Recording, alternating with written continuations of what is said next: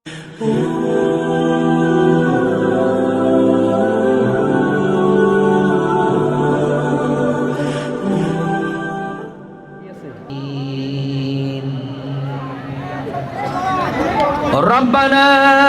ظلمنا أنفسنا وإن لم تغفر لنا وترحمنا لنكونن من الخاسرين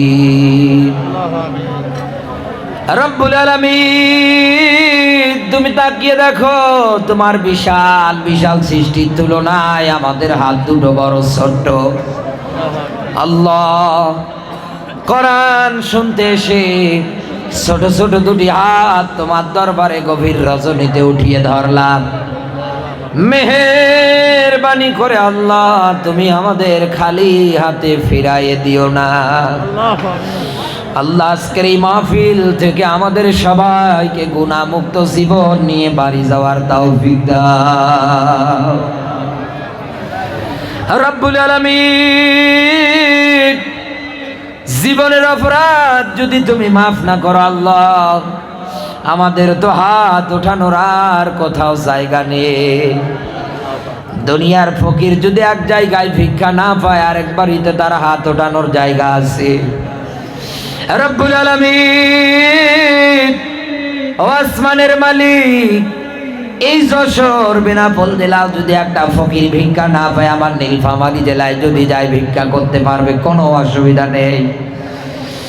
রব্বুল আলামিন, এই গভীর রজনীতে তোমার দরবারে হাত উঠিয়েছি আল্লাহ, আমরা এমন ফকির, তুমি যদি ফিরিয়ে দাও, আমাদের তো হাত উঠিয়ে জীবনের অপরাধ মাফ করে চাওয়ার মতো আর কোথাও জায়গা নেই।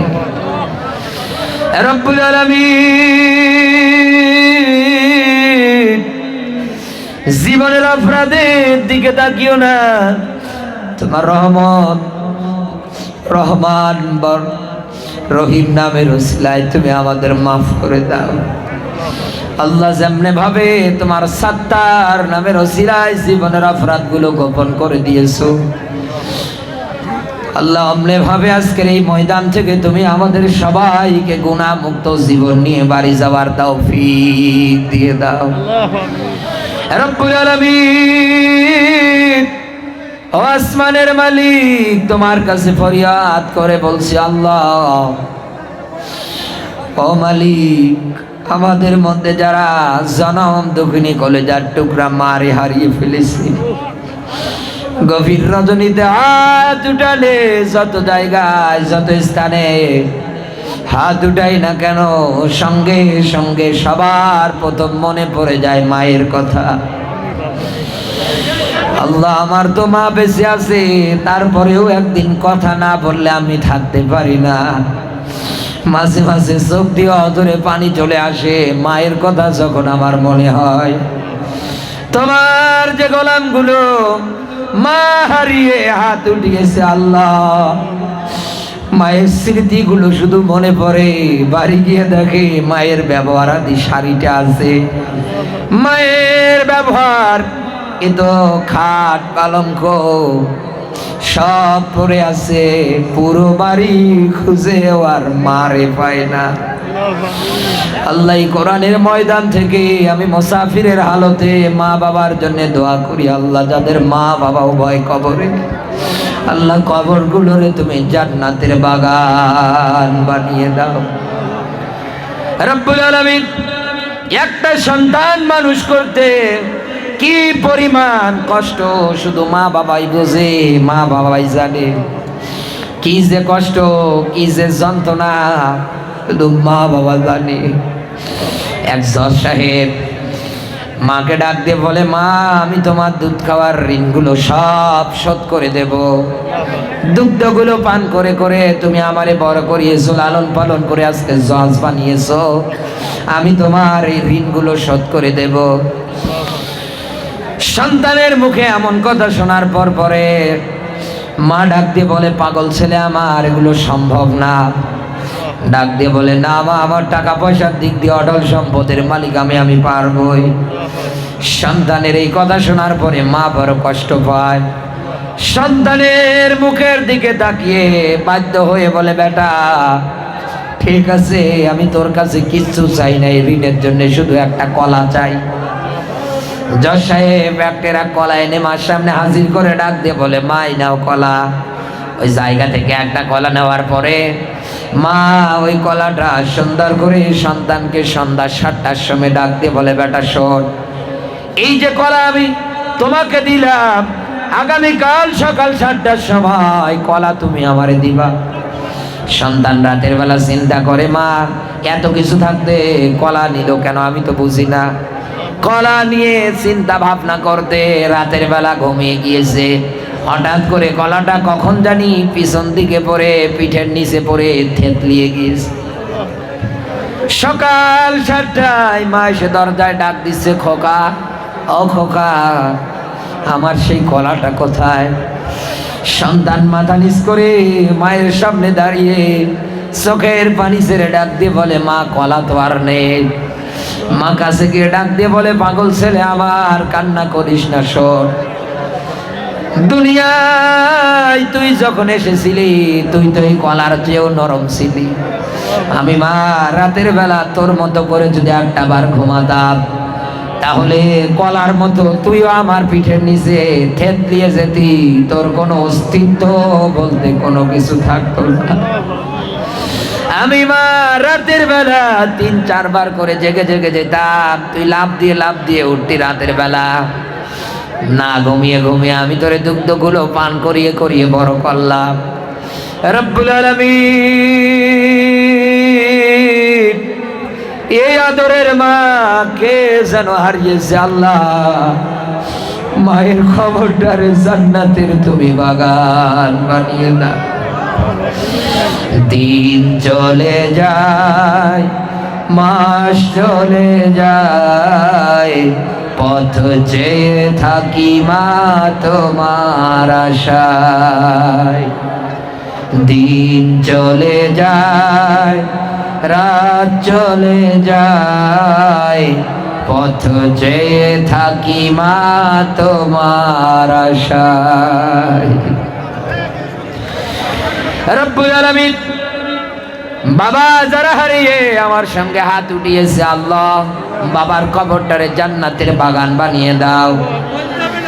মাঝে মাঝে মাঠের মধ্যে বাবার সঙ্গে কাজ করতে গেলে দেখি বাবা আমার প্রচন্ড রোদের মধ্যেও কাজ করতে পারে। 3টা ভাই আমরা রোদের মধ্যে থাকতে পারি না, সঙ্গে সঙ্গে চলে আসি।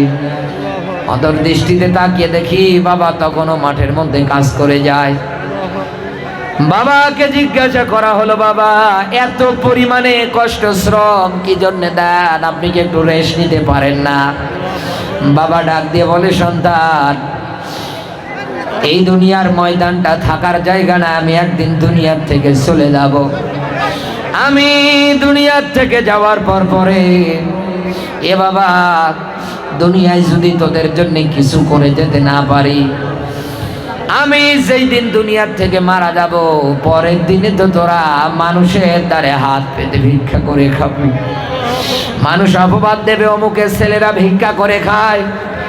আমি বাবার যত কষ্ট হোক না কেন বাবারে, তারপরেও আমি এই জায়গার মধ্যে শ্রম দেব, এইরকম অপবাদ আমি সহ্য করতে পারবো না। রব্বুল আলামিন এই আদরের মা বাবা উভয় যাদের কবরে, আল্লাহ কবরগুলোরে জান্নাতের বাগান বানিয়ে দাও। রব্বির হামহুমা কামা রব্বায়ানি সগীরা, রব্বির হামহুমা কামা রব্বায়ানি সগীরা। রব্বুল আলামিন দাদা দাদি নানা নানি উভয় আমি হারিয়ে ফেলেছি। নদীর ভাঙ্গনে লাশগুলো কোথায় চলে গিয়েছে আমি নিজেও জানি না। আমি ওয়ারিশ হিসাবে হাত উঠিয়েছি গভীর রজনীতে। আল্লাহ আমার দাদা দাদি নানা নানির মাফ করে দাও। সেই সাথে আমার মতো কপাল পোড়া হতভাগা যাদের দাদা দাদি নানা নানি ফুফা ফুফি আত্মীয় স্বজন পাড়া প্রতিবেশী ময় মুরব্বী স্ত্রী সন্তান বন্ধু বান্ধব আত্মীয় স্বজন দ্বারাই যাদেরকে হারিয়েছে, বিদায়ের তার মাগফিরাত কামনা করছি। আল্লাহ মেহেরবানি করে তুমি মাফ করে দাও। আল্লাহ কবরগুলোরে তুমি রিয়াদুল জান্নাহ বানিয়ে দাও। রব্বুল আলামিন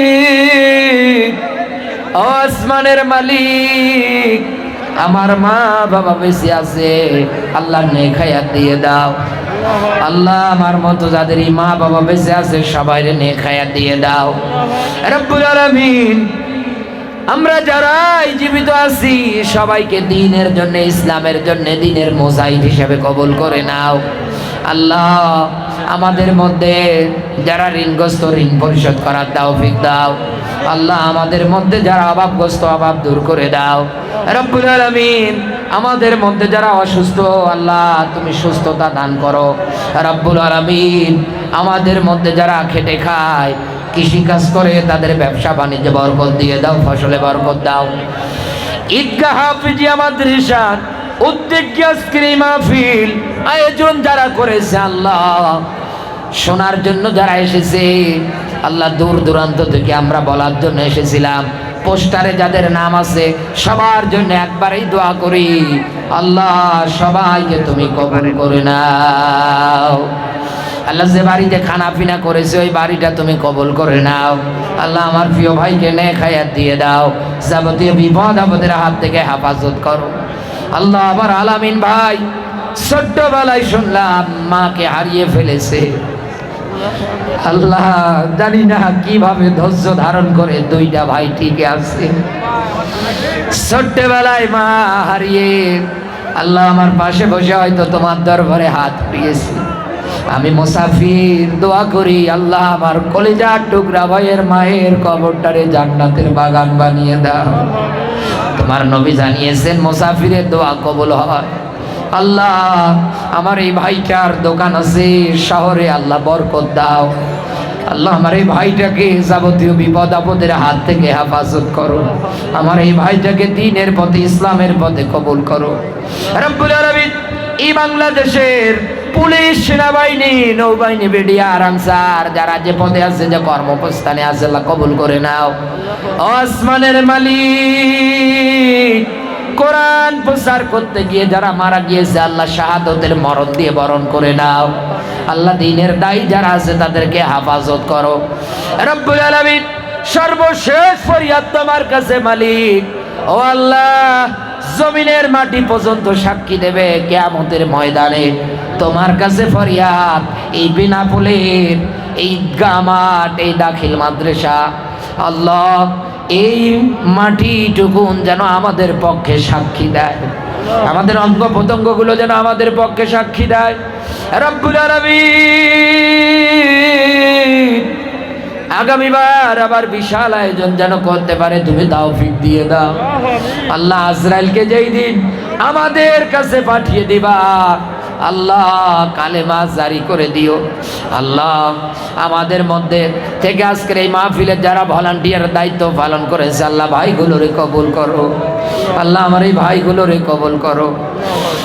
সুবহান রাব্বিকা রাব্বিল ইজ্জাতি আম্মা ইয়াসিফুন, সালামুন আলাল মুরসালিন। আল্লাহ আজরাইলকে যেই দিন আমাদের কাছে পাঠাবা সবার জবানে জারি করে দিও লা ইলাহা ইল্লাল্লাহু মুহাম্মাদুর রাসূলুল্লাহ সাল্লাল্লাহু